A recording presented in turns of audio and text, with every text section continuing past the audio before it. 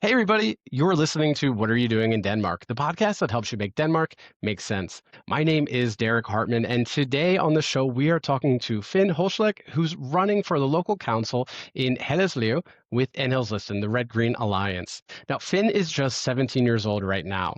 To be exact, if you're listening to this episode on the date that it's published, Finn is 17 years and 349 days old, which makes him Denmark's youngest candidate for local office. How is that possible? Yes, you must be 18 to run for office, but on election day, Finn will be 18 years and 10 days old when Denmark goes to vote. Originally from Austria, Finn moved to Denmark with his family just a few years ago, so he's also part of a growing number of internationals who aren't just living in Denmark, but getting politically involved in shaping it.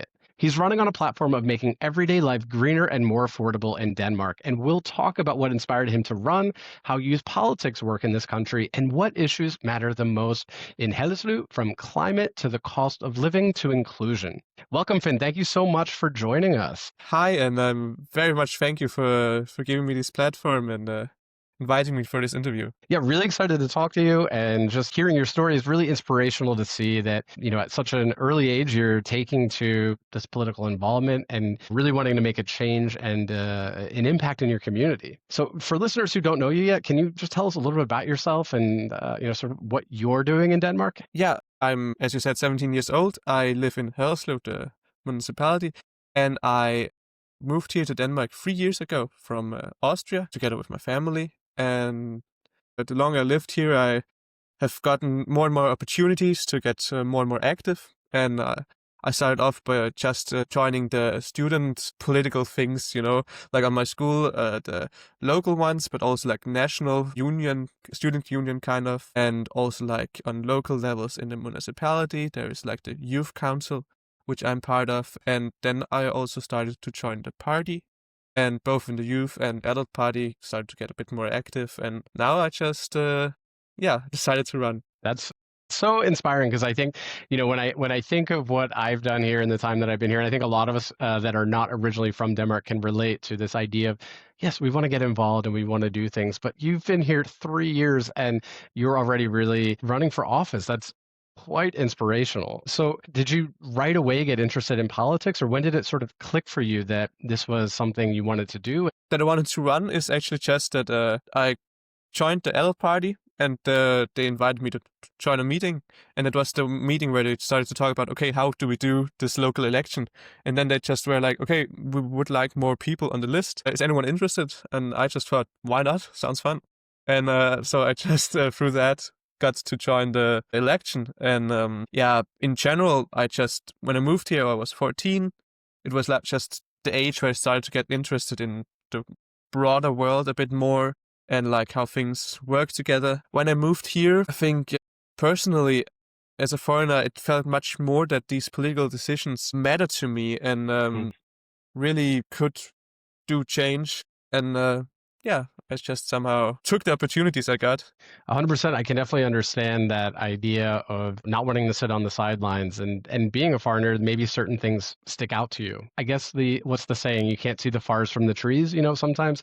Yeah. When you're used to it, it's sort of something you just understand and you don't question. But when you're coming here with fresh eyes, maybe there were things that stuck out to you, or that. Yeah, it's a bit harsh to say, but when we moved here, it was one of our reasons actually that we moved, because we thought that the political climate in our country has gotten to a point where we feel unsafe to live there. I mean, it's nowhere near as bad as some other countries, of course, but we Any in just particular? felt No, I can understand. without naming particular ones, but Sure.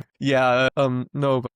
Yeah, it was one of the points was that really, especially with the history of Austria, which is shared with Germany, we thought that what some of the parties are saying has gotten to a point where we really believe this shouldn't go any further. Hmm. We just thought, okay, well, where could it be better? Denmark has always been heard of as like this utopian, very social society that's really looking out for one another. And that's some of our core values, the values I've been raised by, and I really think that these are very important. So there were also some private things, but it was one of the reasons we moved here, actually. And when we got here, so it was like, from the start, it was something that we have actively thought about in a sense, and not just passively living in, as opposed to in Austria, for example. Hmm. So I think that was one of the things that really motivated me. And now living here, of course, there are some things that have proven true, some things that might not have been as expected, but it's always a trade-off, you know? Some things are better, some things are, in my experience, slightly worse, but it's a different country. There are always going to be some better and some worse things. And I think it's important that now coming from somewhere with other experiences, I should try to support what I believe are also some good things.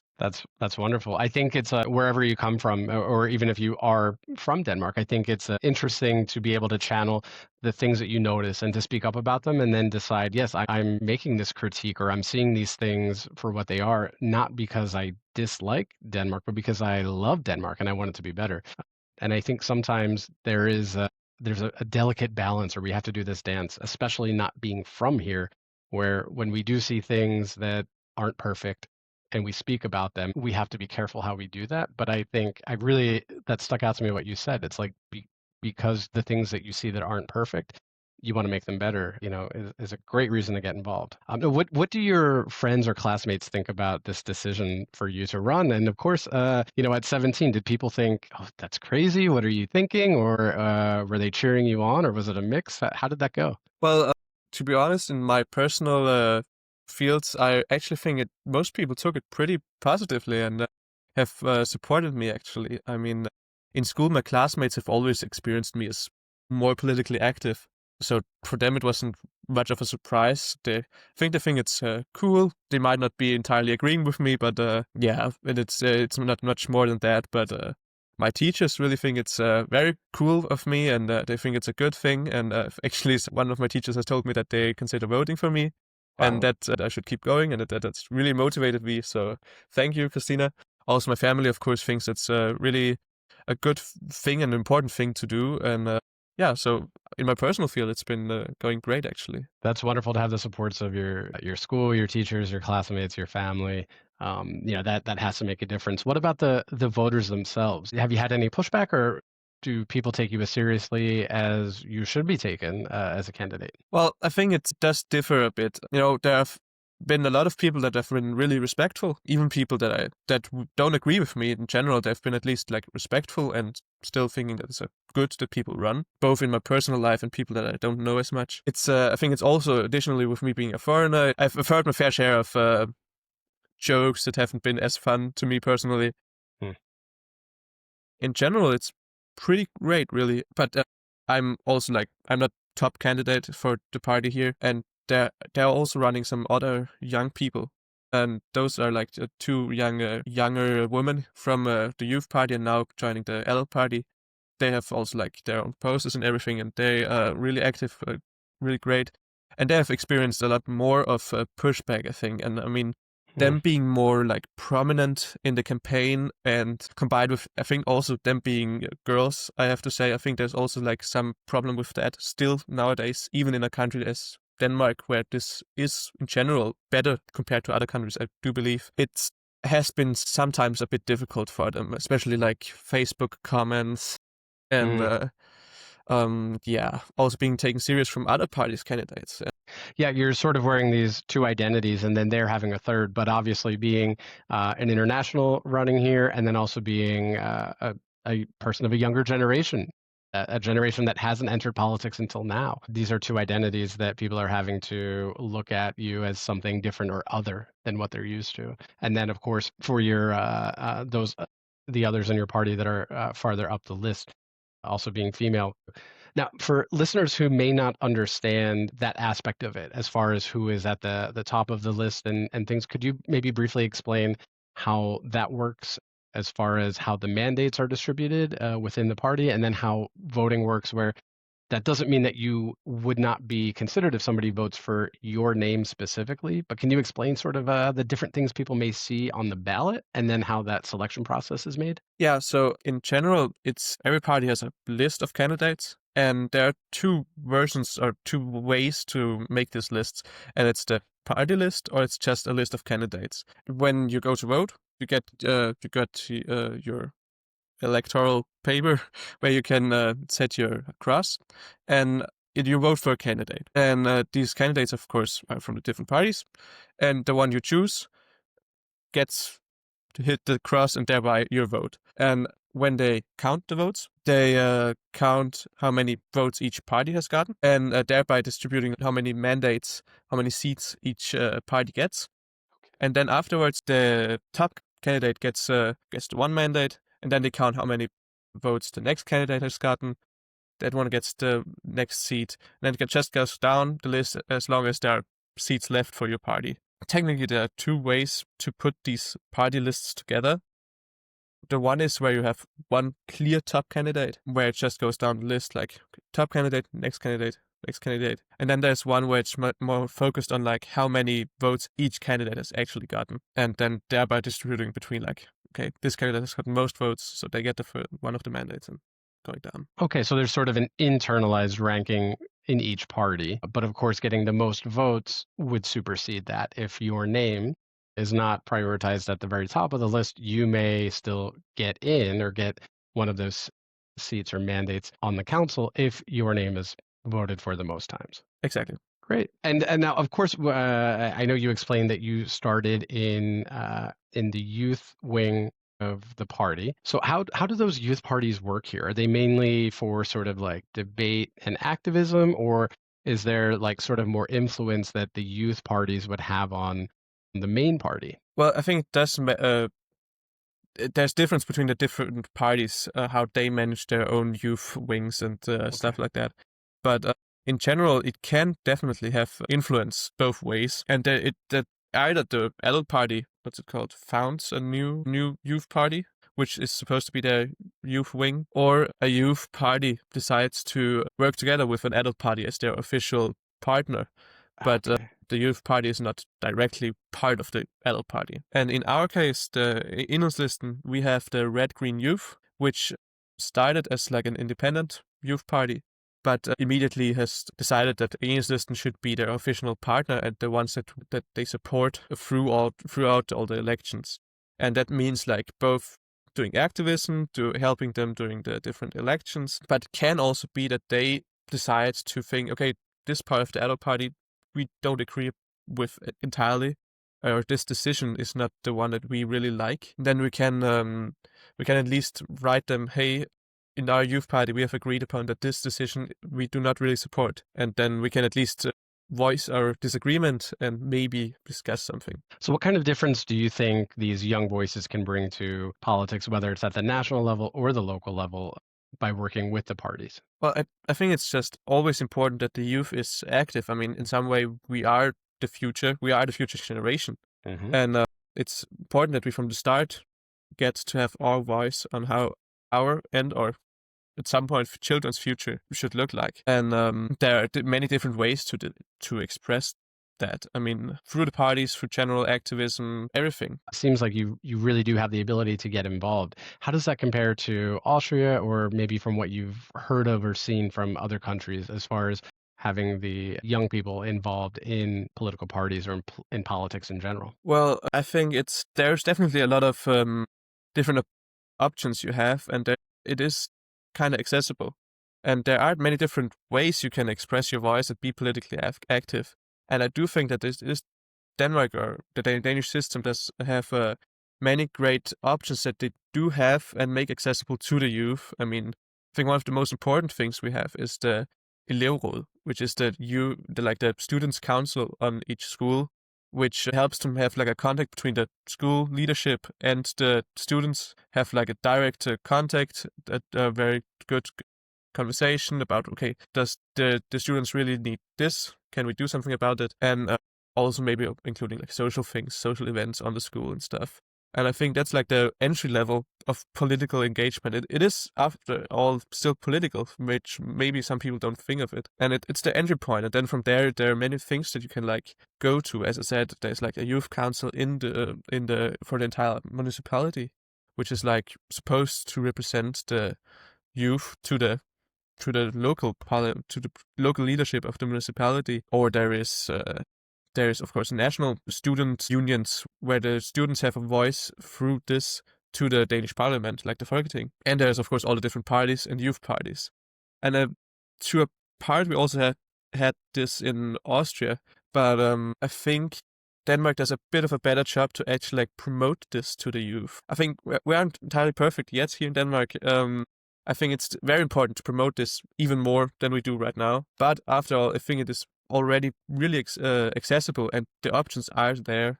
And I think that's really great. Yeah, it really seems to me like it's something coming from the United States that we don't have at this level. There may be on college campuses, of course, political involvement and things like that, but it really seems like there's a lot more engagement, especially at the party level. Do you feel like that's something unique to your generation, that maybe your generation is more politically aware or more politically active, perhaps from social media or other things? Or do you think that's just unique to Denmark? It's a bit of a difficult question to answer on a general level, but I do think Of course, you weren't around for other generations, so I understand. For example, as they were youth, exactly. From my experience, or what I believe is that we are more politically active, or well, at least we are more educated on the events around the world through social media. The problem is that oftentimes this the way we consume this media and these news can be a bit more one-sided. The youth, our generation, is very much informed about the events going on in the world, but I think that also coming with that is more and more a dreadful feeling of there's so much going on, there are so many different things, so many different problems. How could we ever be able to solve this? And I think that is a problem that a lot of us have, and then through that also sometimes supporting the easier solutions, which might not be necessarily the best ones. Can you elaborate on that? Like, what would be an area where you think maybe people are steering towards an easier solution? Like, what would be an easier solution that wouldn't be right or wouldn't be how you think the direction we should go in? Yeah, well, I think that in a lot of countries we experience that the youth really quickly just forgets to like look, or everyone really forgets to maybe look deeper into an issue. For example, I have to say migration. As a foreigner myself, I might be a bit biased, Of but course. I do think that a lot of people might just say, yeah, well, these foreigners have a higher crime rate. We should just remove them all from our country. And I think that's sure, that sounds like the easy solution. They have a problem, remove it. But maybe we should think about why does this happen? It's because I think it's not an easy country to come into, to actually get integrated. And I think it needs two parts in every situation. And when we come to Denmark, it of course also needs us to be open to a new country, trying new things, getting integrated, learning the language. That is something that we might also have to come up with. But I think that it also needs Denmark, the state, everything, also the people that really have to like accept us, maybe try to talk to us. And it's two sides that always have to work together. And there's no use in one side trying, no matter which side, and the other one not helping at all. So true. I think I've said it many times on this podcast and elsewhere, but integration is a two-way street. And, bringing people here, but only wanting them to work, study, shut up, and go home is not necessarily going to provide the outcomes that are going to be most successful. I know we're talking a little bit about sort of the issues that maybe are most important or kind of unite young people. I think one thing is sort of climate. I think across the page, maybe across the political spectrum, is something that really I've noticed activates the youth, and particularly the youth vote. You said that you want a green and cheap everyday life for everyone. Very admirable, but what would that mean in practice for your municipality? The good thing about Denmark is that usually everyone agrees on climate change should be something we should work on together, and that's good. And on paper, that's also true. Of course, I personally believe that we are maybe working a bit better on this, but everyone has to work together on this issue. And on practice, especially on the local level, this is easier. I think one of the most important things we have to do in everywhere, especially on the local level, what we can do is support greener solutions for transport, of course. I think collective public transport is very important. And it is really difficult to have a good working public transport in these more outer regions, which of course which lack a lot of density of people sometimes. I think that we have, of course, a bus system here in Hoschtalek. It is there, but it does lack funding because it is hard to have a public transport that really drives out in all the more outer regions of the municipality. There's a lot of organizing going on, and I think it's important that we support it even more, because right now, for example, one of the biggest issues, I believe, is that there are no buses in the weekend at all. Hmm. Coming from Copenhagen, you might find this is a bit special, and I get that it's an issue with funding, of course. It is difficult if there are not enough people taking the bus, but we have to fund it on every level. Hmm. We have to support that this is the better, greener, cheaper solution than everyone having their own car going all the time. And I think that's one of the main issues we should have. Cheaper public transport, more accessible public transport for everyone, more public transport as well. Both having more bus lines, more bus stops. The nearest one from my place, I'm living very much out into nothing, but still is 2 kilometers away, and I think that's like, maybe we should support like having more bus stops near everyone, but we should also maybe look into other forms of public or cheaper, more green transport that's like collective in some way. I'm open for any ideas, but I think we really have to support the entire area of public transport and make it more accessible to everyone. Sure, it's almost a self-fulfilling prophecy, because if you're not having busing on the weekends, or if you have to wait 90 minutes between a bus arriving and they're spread out a little farther, then of course people will have cars because they can't rely on it fitting their schedule. How do you think the municipality can help, or what can they actually do about not just that issue, but also about the other side that you mentioned on the affordability front? Seems like affordability and prices are really something that are shaping the narrative of these local elections. As I've spoken to people around the country, that seems to be an issue from Copenhagen to South Jutland to all areas of Denmark. What do you think the municipality can do in that aspect? Well, I think a general issue in politics right now, especially in Denmark, is that we usually always think about, okay, this is bad for the climate, this is bad for the people. We should make this less attractive by, for example, making it more expensive. Hmm. And I get this point, and I think it's an interesting idea, but we should always keep in mind, just making something more expensive is not the only solution we should have. Just making smoking more expensive, just making owning a car more expensive doesn't help the people. It just is going to make the living more difficult for everyone. Hmm. We also have to make something else more attractive in, for example, using the funds we get by making something more expensive on this other issue to support that one. For example, with the transport, I would say making fossil fuel cars more expensive might be an idea, but then we should also use this money to support the other things, the alternatives, the good alternatives, making public transport more affordable, making maybe also buying electric cars, EVs, more accessible. That EVs is not as easy on a local level, but on a local level, we could totally use the money to make public transport more accessible for everyone. And I mean, each municipality has the taxes they themselves collect, and here in Hoschtalek we have one of the highest actually out of the entire country. And I do believe that if we have that much money, we should really use it on the people, and maybe also try to use it on the people and not just on these projects that really just make everything prestige somehow. I mean, culture is very important, but for example, we have made a new park, and in this park we have put on a statue, and it's not a statue, it's like I think it's supposed to be a modern art piece of some sorts, and I just think that I think that the park itself was a good idea. It's very low, very much central. It's turned a parking lot to something more green, and it also makes the municipality more safe for storms and and floods, which we have had issues with before. And I think that's a good idea, but we shouldn't use all the money on one thing. So yeah, there's definitely a lot that the municipalities are going to have to be thinking about, especially as we navigate into a unique landscape and maybe challenges that previous generations haven't had. So I think your young voice is something that a lot of people should be listening to. I think the other side of your identity as well, we talked about briefly, of being an international, somebody who has moved here and chose to make Denmark your home only in the last few years, 3 years ago. How have your experiences as somebody who moved to Denmark later shaped your views on things like some of the issues we talked about, inclusion, as well as sustainability, finding opportunities for everybody?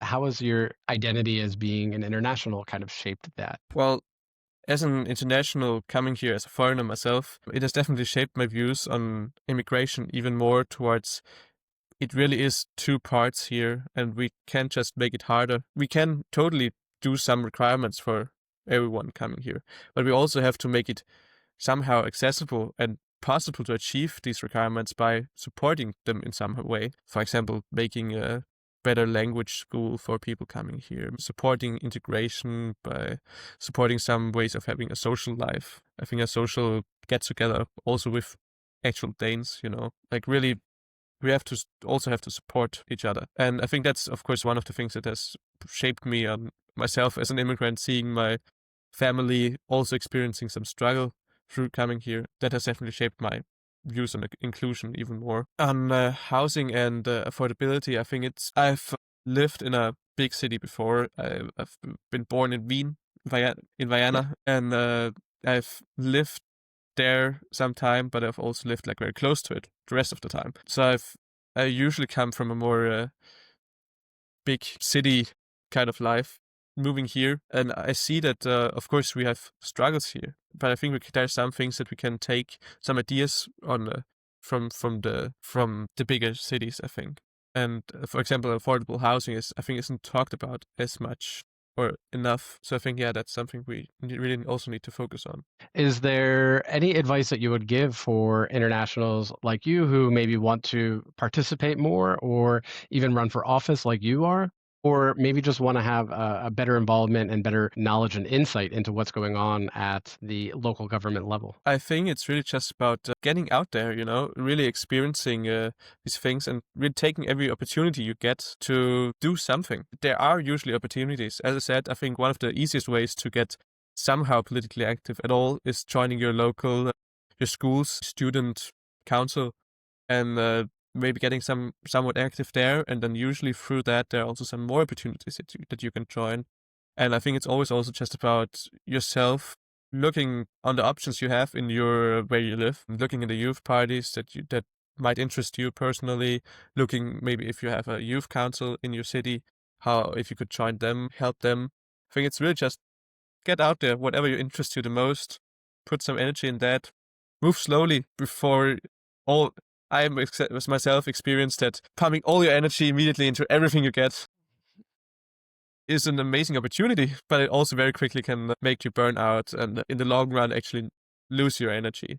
And I think it's important, move slowly, but take the opportunities that interest you the most. That is great advice, of course, for politics and local politics, but just in general is such great advice. Not to, to move slowly, but with intention. I think is so brilliant. And I'm super glad that you did that and that you found your own way into your involvement in the party and in taking the opportunities that you've had to use your voice to run for office. And I wish you all the luck in the world as you approach not only your 18th birthday, which will be very exciting, but of course, the election 10 days after.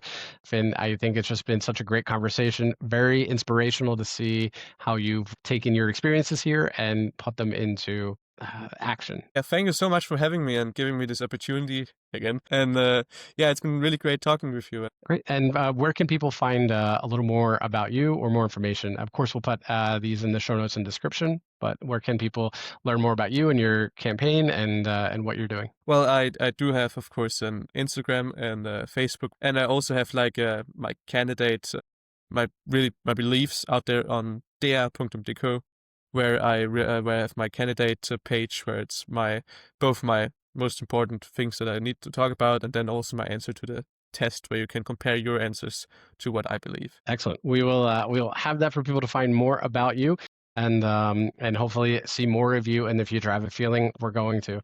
So Finn, thank you so much for your time today. Thank you so much for having me. Hi.